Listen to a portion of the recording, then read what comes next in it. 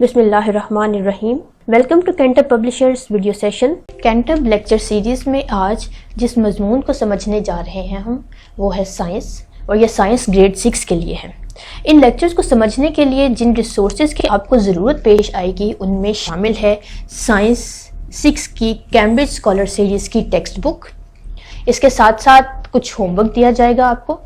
इस होमवर्क के लिए और कुछ एक्टिविटीज़ के लिए जिस चीज़ की ज़रूरत पेश आएगी वो है समर पैक ग्रेड 6 के लिए। इसके साथ साथ अगर पेरेंट्स और टीचर किसी किस्म की कुछ रहनुमाई चाहें तो इनके लिए रिसोर्स पैक ग्रेड 6 के लिए एक बहुत ही यूज़फुल साबित होगा। साइंस का समर पैक और रिसोर्स पैक दोनों कैंटब की वेबसाइट पे इजीली सॉफ्ट फॉर्म में अवेलेबल है। The today's lecture is from Science of Grade 6 and the chapter which is under discussion is chapter 5, that is about atoms, molecules, mixtures and compounds. It's our third lecture from chapter 5, that is about the classification of elements. In chapter 2 we have introduced the elements to you and then we studied the symbols or the coding system of elements. Now we'll study how the elements are classified into different classes. As you know, there are almost 118 elements discovered up till now. So many of them have similar properties. So on the basis of these similar properties, scientists have classified them into a single group so that their study may be easy and convenient. The SLO that will be achieved through this lecture is classify elements into metals and non-metals. So it is two groups in which we will classify elements today, metals and non-metals. Many of you have introduction or know about metals and non-metals, but many of you will not be familiar up till now to these terms. So if you open your textbook at page 56, you will find the topic 5.3 under the heading of classification of elements. The first question arises, why do we need to classify elements? If elements are not classified into groups with similar properties, the chemist will have to deal with each element separately because there is a huge number of elements. So to deal with each element separately is very difficult task. This would make the things nearly impossible for the chemist. We cannot predict the discovery of new elements if we couldn't be able to classify them on the basis of their similar properties. Besides, we cannot use elements if we would have not classified them on the basis of their properties. Knowing the properties of one element in the group allows the chemist to approximately know the properties of all the elements in that group. It's obvious that if we have a group of elements and we know about the properties of single group, we may be able to predict all the qualities of all other members. In the same way, in very short time span, we can classify and we can explain about a huge number of elements. Elements are classified into metals and non-metals to simplify their studies. It's a very basic classification of elements. Metal is a very familiar word to you. जब भी हम किसी metal का नाम लेते हैं तो हमारे ज़हन में कोई सख्त सी चीज़ आती है, कोई लस्ट्रस चीज़, ऐसी चीज़ जो सख्त हो, जो शाइनी हो, थोड़ी सी लस्ट्रस हो। अब हम देखते हैं कि मेटल की एक्चुअल प्रॉपर्टीज़ क्या हैं। मेटल्स आर मोस्टली सॉलिड, ज़्यादातर मेटल सॉलिड होते हैं एक्सेप्ट मर्करी एंड गैलियम। ये दो मेटल ऐसे हैं जो लिक्विड स्टेट में पाए जाते हैं। Elements are called metal when they have following properties. हर वो एलिमेंट जिसमें ये तमाम प्रॉपर्टीज़ होंगी उसे मेटल्स में क्लासीफाई किया जाएगा। और वो प्रॉपर्टीज़ क्या हैं कि metals have hardness and strength. Metals strong होती हैं और इनमें स्ट्रेंथ होती है, जैसे कि लोहा, जैसे कि एल्युमिनियम। ये वो मेटल्स हैं जो जिनमें स्ट्रेंथ भी है, ये हार्ड है, यानी हार्डनेस और स्ट्रेंथ मेटल्स की बेसिक प्रॉपर्टी है। दूसरी बेसिक प्रॉपर्टी है कि they have lustre as they reflect light. Metals shiny होती हैं, लस्ट्रस होती हैं। आप देख सकते हैं ये तीन तस्वीरों में कॉपर की अगर वायर देखें तो उसमें भी एक चमक आपको दिखाई देती है। इस तरह एल्युमिनियम फॉयल देखें तो उसमें भी आपको चमक दिखाई देती है। तो जो भी मेटल होगी, एक तो वो हार्ड होगी, स्ट्रॉन्ग होगी और उसमें लस्टर होगा, उसमें शाइन आएगी। They can conduct heat and electricity. It is the more basic quality of metals. They can conduct heat and electricity. They are very good conductors. So that's why whenever we need to conduct heat or electricity, we use metals there. Such as to conduct the electricity in electric fans, we use copper wires. Copper is metal, so which is an excellent conductor. So we use copper wire to conduct electricity. We use our utensils made of metals such as silver, aluminium, because they are excellent conductor of heat. Metals have high melting and boiling point. It is obvious that when one thing is hard and it has strength and it is able to conduct electricity and heat as well, so it must have high melting and boiling point.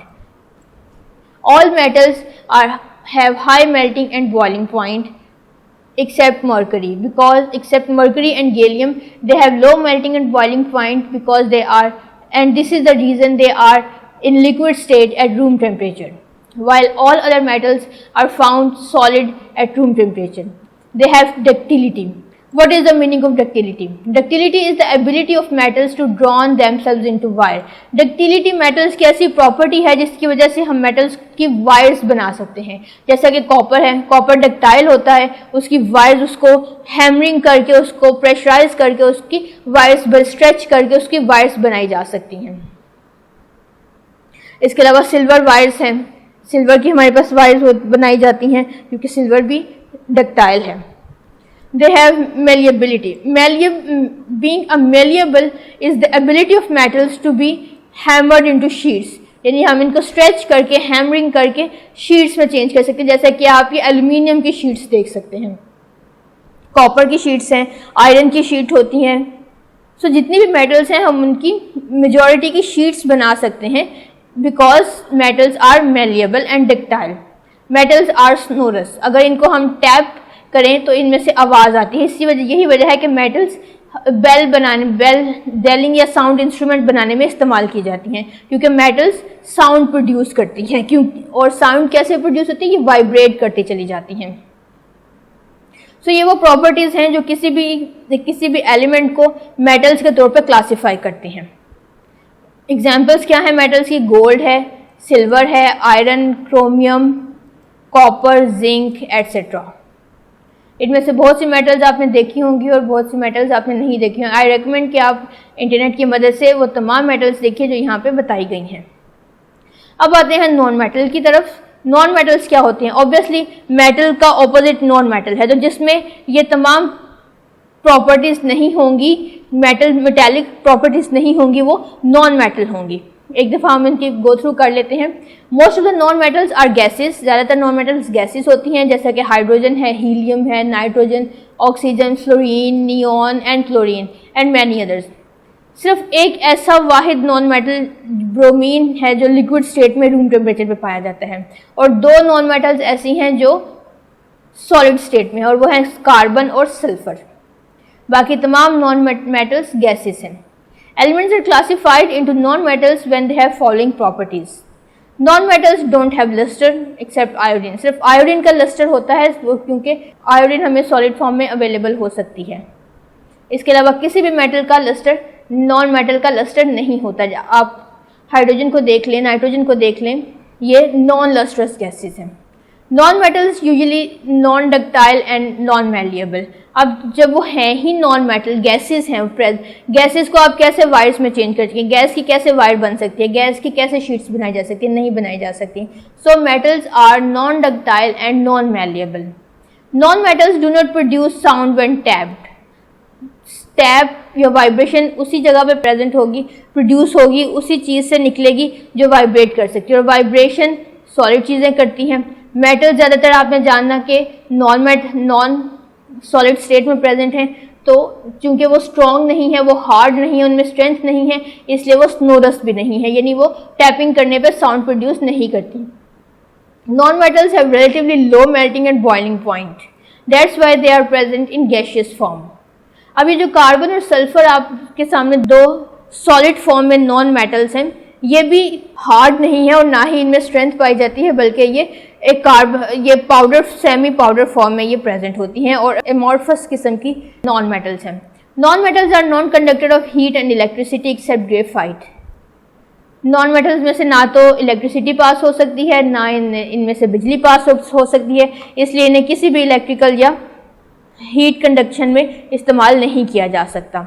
सिर्फ graphite, ये graphite वो वाहिद non metal है जिसमें से electricity pass हो सकती है। Open कीजिए अपना टेक्स्ट बुक पेज 59। यहाँ से हम अपना होमवर्क करेंगे टेस्ट एक्सरसाइज 1 से। टेस्ट एक्सरसाइज 1 का पार्ट ए है MCQs, यानी एक स्टेटमेंट के अगेंस्ट आपको कुछ ऑप्शंस दिए गए हैं, आपने उन ऑप्शंस में से करेक्ट ऑप्शंस को चूज करना है। क्वेश्चन नंबर 2 आप सॉल्व करेंगे। Choose the group of metals from the following.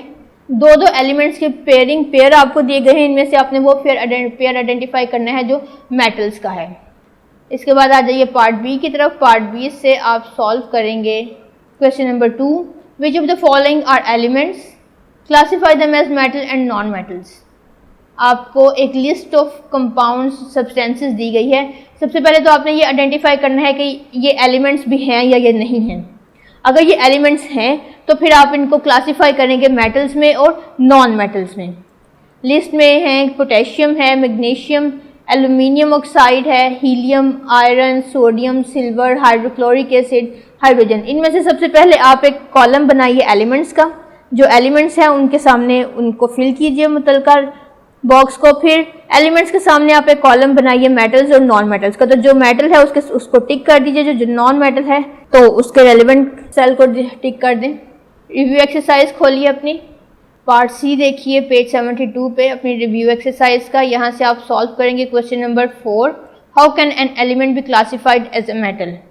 किसी भी एलिमेंट को मेटल्स में क्लासीफाई करने के लिए किन किन प्रॉपर्टीज़ को फुलफिल करना पड़ता है। आपने मेटल्स की सारी प्रॉपर्टीज़ पढ़ी हैं, वो आप यहाँ पे एनलिस्ट करेंगे। इसके साथ ही हमारा आज का लेक्चर कंप्लीट होता है। I hope you understand the concept of metals and non metals easily. Thank you very much. अल्लाह हाफिज़।